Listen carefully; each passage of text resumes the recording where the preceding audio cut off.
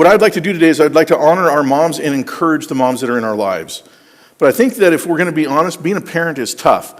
I can't speak for my wife because I'm not her.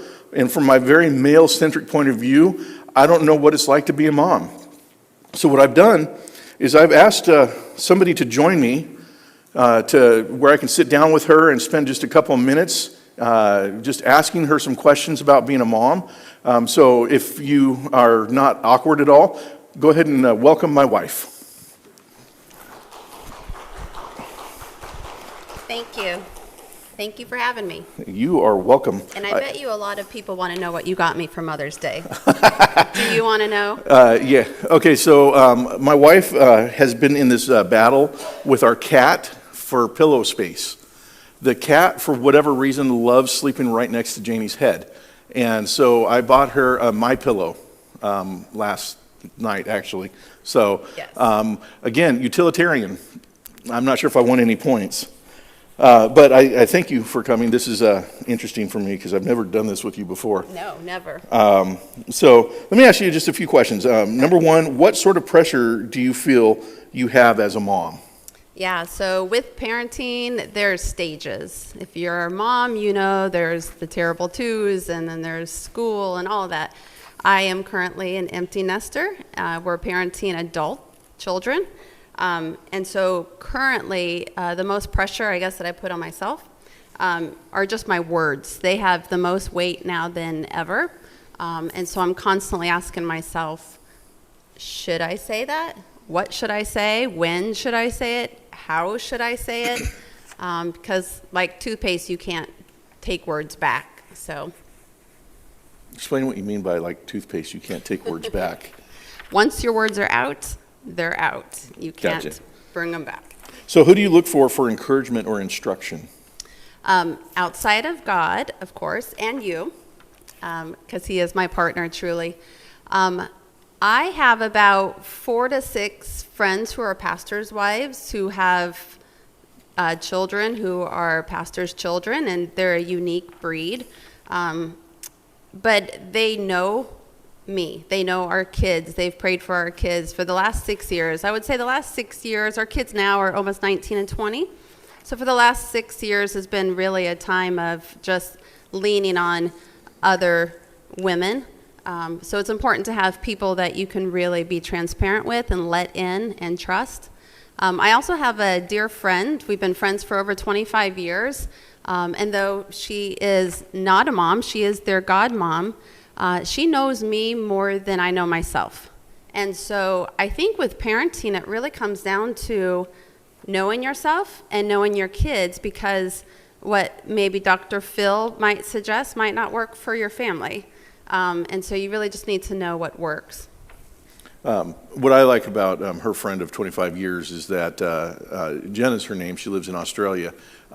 She and I are like two peas in the same pod. So the advice that I would give, Jenna gives, and actually it's better received. So if you were to give advice to our kiddos, what sort of advice would you want them to know as or when they become parents? By the way, our kids are not on that track yet. Right. I have time. But this question, actually, I could write a book about. And it's not because I am wise and I have all of these wonderful ideas. It really is just what I would do over if I could. And so I wrote them down so I wouldn't forget, so I'm just going to kind of read them here. The first one really is to follow through. It is so key. If you say something, make sure you back it up. It'll teach your kids that, that you can be trusted, and you'll earn respect if you follow through with what you say. If you don't follow through, conversely, they will learn how to manipulate you, and then there's no turning back there. B is don't threaten your kids. Instead, communicate with them. So an example, if you tell your kids, if you don't eat your peas, then you're going to go to bed hungry. You need to explain the importance of eating the vegetables. That way it won't just be like forcing them to do something. Kids want to know the why behind it. C is don't ask questions like this. And again, this is from my past. Do you want a spanking? Do you want to go to bed right now? Do you want to leave the toy store? Of course they don't.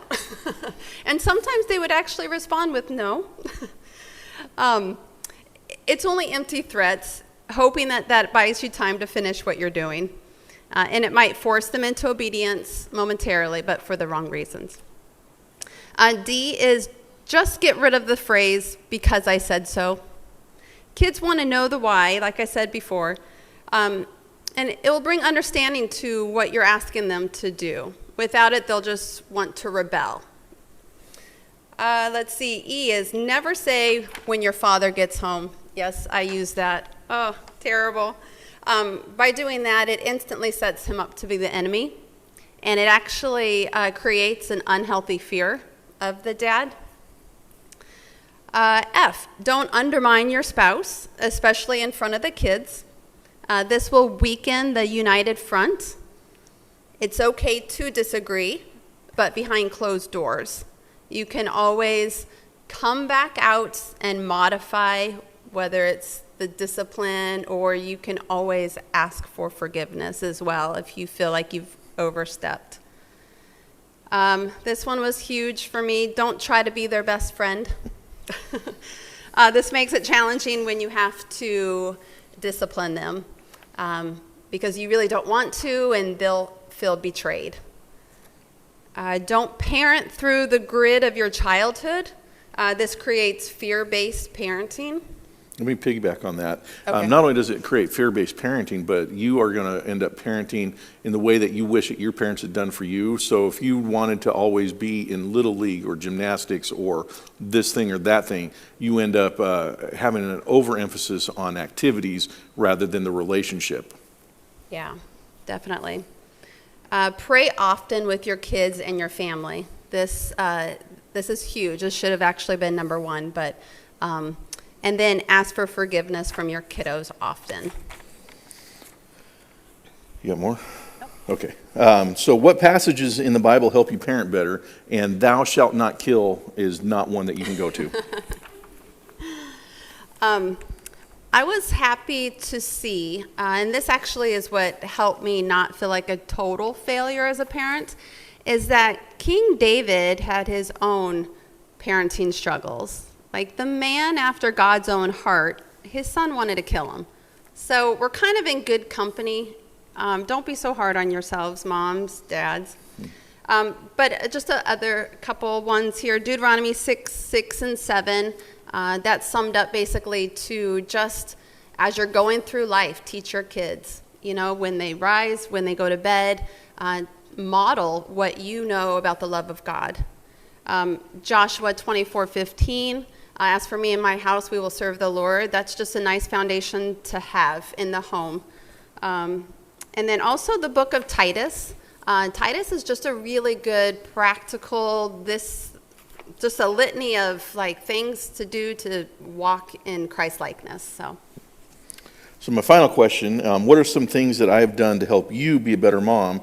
And what are some things that I think are helpful but really aren't?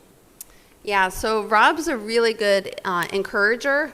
When I would have to have some really difficult and challenging conversations with the girls, I'd walk away and just be like, man, how did that sit? And you were really good about saying you did really well. That came across, loving, or conversely, you would give me maybe some insight for the next time.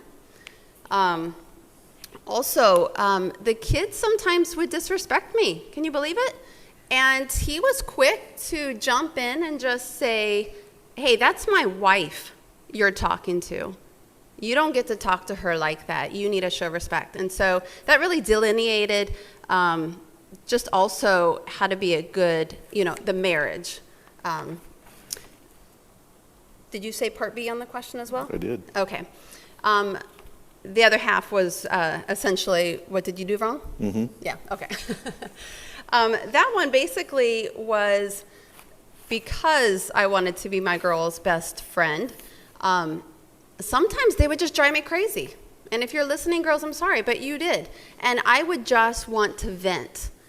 I didn't want to necessarily like have Rob run in on his white shining horse and, you know, back me up, because that actually created more like tension for me, because now it's like another battle. I just wanted to unload and have it rest there. And so I had to learn just kind of like when I would let Rob know what was going on, I had to I had to be ready that he was going to go in and clean up the mess I actually should have cleaned up. So I hope that helps. Me too.